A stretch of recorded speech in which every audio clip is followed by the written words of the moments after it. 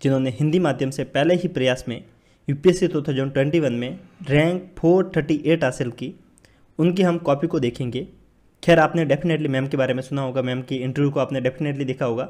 इन्होंने काफ़ी विपरीत परिस्थितियों में जाकर यूपीएससी की तैयारी की और पहले ही प्रयास में इतनी शानदार रैंक हासिल की। इस वीडियो से हम ये सीखेंगे यूपीएससी के मेंस में लिखते वक्त किन किन बातों को ध्यान में रखना है, कैसे लिखना है, कैसे एक अच्छे आंसर की शुरुआत होती है, कैसे एक अच्छे आंसर को लिखा जा सकता है। ये सारी जानकारी आपको इस कॉपी के माध्यम से देखने को मिल जाएगी। सबसे अच्छी बात, यहाँ पे आपको इवोल्यूशन भी देखने को मिल जाएगा।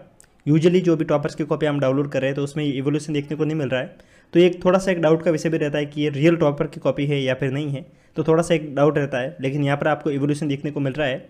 एक चीज़ देखने को मिल रही है कि कहाँ कहाँ पर आपको ध्यान देना चाहिए। यूजुअली ऐसा है कि ऐसा तो नहीं है ना कि टॉपर का आंसर बेस्ट है, क्योंकि हो सकता है कि टॉपर ने शुरुआती स्तर पर लिखा हो और बाद में उन्होंने और ज़्यादा सुधार किया हो। तो जब हम इवोल्यूशन को देखते हैं तो ये चीज़ हम समझ सकते हैं कि इन टॉपर के अंदर भी क्या क्या छोटी छोटी कमियां थी जो उन्होंने लास्ट मौके पे जाके सुधारी और उनका आंसर इतना ज़्यादा शानदार हुआ कि यूपीएससी में इन्होंने इतनी शानदार रैंक लाई। तो इसको पढ़ते वक्त इन सारी छोटी छोटी चीज़ों को पढ़िएगा ताकि आपको सब कुछ समझ में आ जाएगा। सो चलते हैं, इस कॉपी को देखते हैं, एक एक चीज़ को समझने की कोशिश करते हैं। सबसे पहले हम इसके आंसर को देखते हैं। इसका क्वेश्चंस कहाँ है? आप पूछोगे क्वेश्चंस तो हमें देखने को नहीं मिल रहा है। दोस्तों, क्वेश्चंस ऐसा है कि अभी जो ये में भी हो सकता है कि इन्होंने क्वेश्चंस पेपर अलग से निकाला हो और आंसर अलग से निकाला हो, लेकिन हम आंसर को देखकर भी समझ सकते हैं कि इसकी क्वेश्चंस की पृष्ठभूमि क्या हो सकती है। सो आंसर को देखते हैं। जितना कि देखकर मैं समझ पा रहा हूँ ये हिस्ट्री का क्वेश्चन है और हिस्ट्री में ये आर्ट एंड कल्चर के पोर्शन से पूछा गया सवाल है। सो हम देखते हैं, आंसर को पढ़ते हैं। प्राचीन भारत के इतिहास में गुप्त काल को स्वर्ण युग कहा जाता है। निश्चित ही ये उनके कला के विभिन्न क्षेत्रों में अभूतपूर्व विकास को देखते हुए संज्ञा दी जाती हैं। साहित्य के क्षेत्र में गुप्त काल में विकास अभूतपूर्व हुआ, जो न सिर्फ मात्रा की दृष्टि से वरन गुणात्मक स्तर पर भी बेहतर था। दोस्तों, जैसा कि आप क्वेश्चंस के आंसर को देख रहे हैं, इतना तो हम समझ ही पा रहे हैं कि आंसर गुप्त काल के क्वेश्चंस का आंसर कुछ ऐसा हो सकता है कि गुप्त काल का जो युग है उसमें कला का अभूतपूर्व विकास हुआ, इसको प्रमाणित कीजिए, या फिर गुप्त काल में कला युग कैसा था उसके बारे में बताइए। तो कुछ इस टाइप का क्वेश्चन हो सकता है। सो आप जैसा कि क्वेश्चंस को थीम को देख पा रहे हैं, शुरुआत में मैम ने इसकी जो बेसिक थीम है उसको लिखा है। इंट्रो को न ज़्यादा डाटा के साथ में पेश किया, न ज़्यादा फैक्ट के साथ में पेश किया, लेकिन जो बेसिक जानकारी है उसके साथ में पेश किया और एक सिंपल इंट्रो के साथ में उन्होंने शुरुआत की, जो एक अच्छे आंसर की शुरुआत मानी जा सकती है। इसके बाद में प्रमाण के स्तर पे इन्होंने ये चीज़ें आपको देखने को मिलेगी। जब भी आप यूपीएससी में अच्छे आंसर को लिखें तो आप प्रमाण को वगैरह मतलब फैक्ट को जरूर प्रेजेंट कीजिए। जैसे आप फैक्ट प्रेजेंट करेंगे तो आपका आंसर और ज़्यादा बेटर बन जाएगा और ये चीज़ें आपको टॉपर की कॉपियों से ही देखने को मिलेगी। आप देखिएगा, जो टॉपर का आंसर होता है वो आपको ऐसा लगेगा कि ये उन्होंने बिना देखे तो लिख ही नहीं सकते कोई ऐसा आंसर। आप जब आंसर लिखने बैठेंगे तब आपको पता चलेगा कि आप इतने सारे फैक्ट एक साथ में असेंबल कर ही नहीं सकते। आप देखिए इसके अंदर, जैसा कि मैम ने लिखा है, जो इन्होंने प्रमाण लिखा है वो कुछ इस प्रकार है। चंद्रगुप्त द्वितीय के दरबार में नवरत्नों में साहित्यकार भी विद्यमान थे, जैसे कि कालिदास प्रमुख है। इन्होंने कालिदास के बारे में लिखा। उसके बाद में कालिदास के बारे में भी कुछ और चीज़ें लिखी, जैसे कि कालिदास की जो मेघदूत है उसके बारे में लिखा, यक्ष की कहानी है। उसके बाद में रघुवंश के बारे में लिखा, राम से संबंधित अभिज्ञान शाकुंतलम, शकुंतला की कहानी। ये सारी चीज़ें एक अच्छे फैक्ट के साथ में पेश की गई हैं। जब हम आंसर में ज़्यादा फैक्ट लिखते हैं तो हमारा आंसर और ज़्यादा बेटर बन जाता है। ये सारी चीज़ें आप देखिएगा, जैसे कि जो इवोल्यूटर जिसने किया है उसने इस चीज़ को और ज़्यादा मेंशन किया है। विशाख दत्त, ये भारवी, दंडी, शूद्रक आदि कवियों की रचनाएं व उनके महत्व की चर्चा कीजिए। मतलब और ज़्यादा फैक्ट लिखे जा सकते थे, उसके बारे में लिखा है, जैसे कि भवभूति, विभिन्न नाटक। तो यहाँ पे कुछ एक नाटकों के नाम लिखे जा सकते थे। उसके बाद में गुप्त काल में संस्कृत का भी विकास हुआ, इसके बारे में इन्होंने जानकारी दी है। फिर उन्होंने विभिन्न ब्राह्मणों द्वारा रचित संस्कृत साहित्य। उसके बाद में सिंधुगुप्त के काल में कवि हरिसेन द्वारा रचित प्रयाग प्रस्तुति निश्चित ही साहित्य के क्षेत्र में उच्च मानक को प्रदर्शित करती हैं। सो ये सारी चीज़ें आपको देखकर एक चीज़ समझ में आई होगी कि जितना ज़्यादा हम फैक्ट लिखेंगे उतना ज़्यादा हमारा आंसर बेटर बन जाएगा। सो दोस्तों, ये हमने पहला आंसर देखा, इसके बाद में हम सेकंड आंसर को देखते हैं। लेकिन उससे पहले, जैसा कि आप सभी को विदित हैं, यूपीएससी के मेंस में जाने से पहले आपको प्रीलिम्स निकालना रहता है और प्रीलिम्स दिन ब दिन हार्ड होता जा रहा है। प्रीलिम्स को क्लियर करने के लिए सबसे ज़्यादा इंपॉर्टेंट एस्पेक्ट हमारे पास में रहता है, तो वो है प्रीवियस ईयर के क्वेश्चंस। एक अच्छे प्रीवियस ईयर के क्वेश्चंस की बुक अगर हमारे पास में होती हैं तो हम अपनी तैयारी को और भी ज़्यादा शानदार बना सकते हैं। आपके इसी प्रॉब्लम के सॉल्यूशन के तौर पे मैं आपको रेकमेंड करना चाहूँगा दिशा पब्लिकेशन की मुर्दान सर की ये प्रीवियस ईयर की बुक। ये आपको हिंदी और इंग्लिश दोनों माध्यम में देखने को मिल जाएगी। इसकी सबसे अच्छी बात क्या है, इसके अंदर आपको प्रीवियस ईयर के सभी क्वेश्चंस देखने को मिल जाएंगे 95 से लेकर 2022 तक के। और एक इस बात को आप ध्यान में रखिएगा, अगर आप प्रीलिम्स की तैयारी कर रहे हैं, अगर आप प्रीलिम्स के लिए इस बुक को खरीद रहे हैं तो ये इसका न्यू एडिशन आ चुका है। ये एकदम अप टू डेट बुक है। और सेकंड थिंग ये है कि इसके अंदर आपको एक भी मिस्टेक देखने को नहीं मिलेगी। इस बुक को मुरदाल सर के द्वारा लिखा गया है। Myrdal sir one of the legendary teacher of economy. Second thing, इसके अंदर आपको स्ट्रेटेजी भी देखने को मिल जाएगी। अगर आप यूपीएससी के लिए पढ़ रहे हैं तो आपको इसके अंदर स्ट्रेटेजी देखने को मिल जाएगी।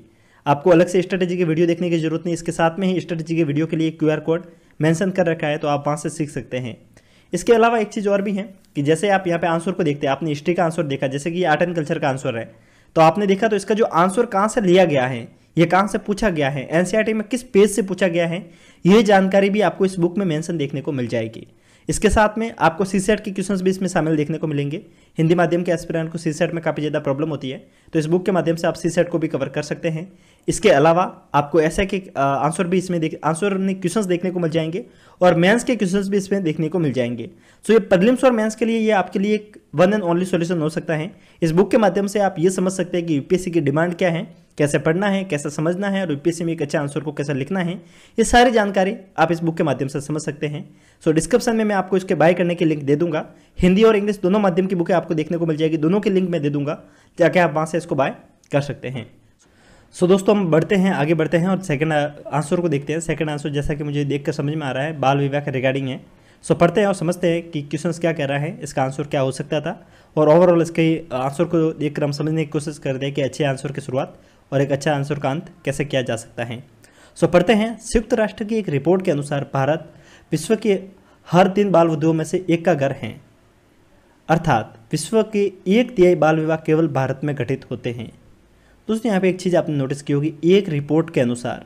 अब जैसे कि आप आंसर लिखने बैठे, आपको ढंग से आंसर कोई रिपोर्ट का नाम नहीं आ रहा, तो आप इस हिसाब से भी लिख सकते हैं। सेकंड थिंग, यहाँ पे एक डाटा आपको देखने को मिल रहा होगा कि हर 3 बाल वधुओं में से एक बाल विवाह हमारे घर पे, हमारे भारत के अंदर होता है। तो इस चीज़ से आपको एक चीज़ देखने को मिली।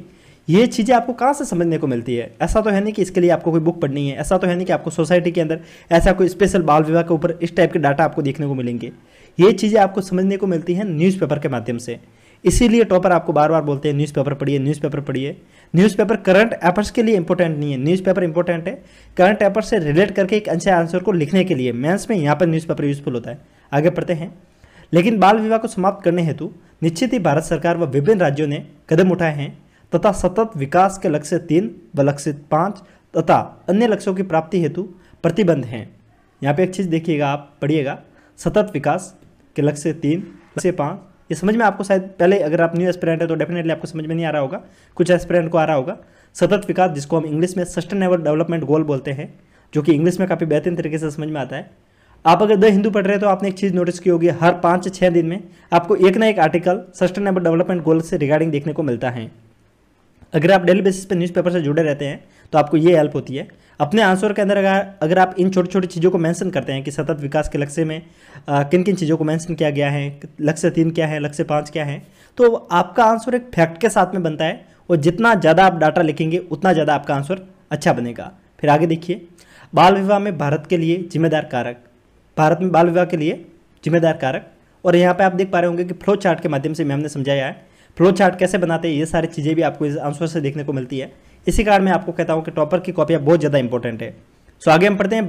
भारत में बाल विवाह के लिए जिम्मेदार कारक, निरक्षरता का उच्च स्तर, मतलब अनएजुकेशन या फिर लिटरेसी रेट काफ़ी कम है इंडिया के अंदर, वो सबसे बड़ा कारण है। सेकंड थिंग, गरीबी की भयावहता, जो गरीबी है काफ़ी ज़्यादा है। सेकंड थिंग, दहेज प्रथा जैसी सामाजिक बुराइयाँ, नारी सशक्तिकरण की निम्न दर, जागरूकता का अभाव, राजनीतिक इच्छा शक्ति की कमी, निम्न लैंगिक अनुपात, महिलाओं की सुरक्षा को लेकर अभिभावकों की चिंता, महिलाओं के रोजगार क्षेत्र में कम जिम्मेदारी। आप इस आंसर को देखकर आप समझ रहे होंगे कि यार इसके अंदर तो कोई इतना खास बात नहीं, इतने सारे पॉइंट तो मैं भी लिख सकता हूँ।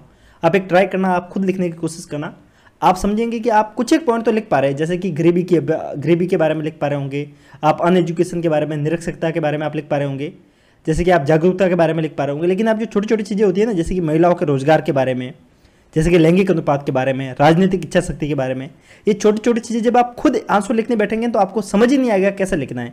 सेकंड थिंग, आंसर की शुरुआत कैसे करनी है, वो सबसे बड़ी इंपॉर्टेंट पहलू रहता है किसी भी आंसर को लिखने के लिए। तो आप इन छोटी छोटी चीज़ों को आप देखिएगा। उसके बाद में समाधान हेतु सुझाव, शिक्षा का स्तर बढ़ाया जाए मुख्यतः महिलाओं में, जागरूकता का फैलाव आशा वर्कर्स द्वारा, एनजीओ व विभिन्न